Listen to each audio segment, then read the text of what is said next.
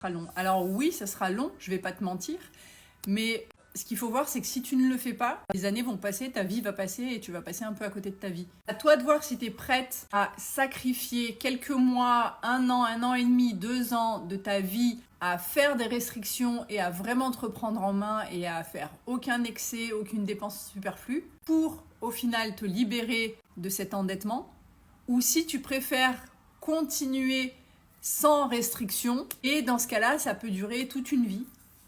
C'est vraiment ça qu'il faut voir, et c'est très dur de prendre la décision parce que sur le moment, t'as pas envie de changer, t'as pas envie d'aller dans cette zone d'inconfort de faire des efforts, de se dire non, d'être discipliné, etc.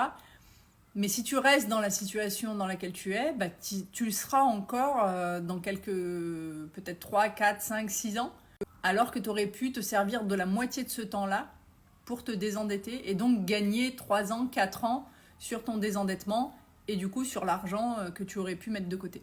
Mais je comprends, c'est dur au début. Moi, avec 18 000, quand j'ai fait le total de tout ce que je devais, les taux d'intérêt, etc., j'étais là à 18 000, mais ça me paraissait impensable. Mais j'avais tellement cette rage de me dire, bon là, stop, ça suffit, on arrête les conneries. Pendant 18 ans, j'ai fait n'importe quoi avec de l'argent. J'étais à découvert, j'étais interdit bancaire, j'ai fait des chèques sans provision, je partais en vacances à crédit, etc. À un moment, je me suis dit, mais j'ai jamais eu la paix de l'esprit financièrement. Donc là, on va arrêter les conneries et on va s'y mettre. Et ça suffit maintenant, on va se donner 18 mois. J'avais pas de plan d'action, mais je m'étais dit, j'ai 18 000 euros, en 18 mois, je veux que ce soit terminé. Et j'ai travaillé comme pas possible et finalement, j'y suis arrivée. Mais j'ai fait des efforts, et des très très gros efforts.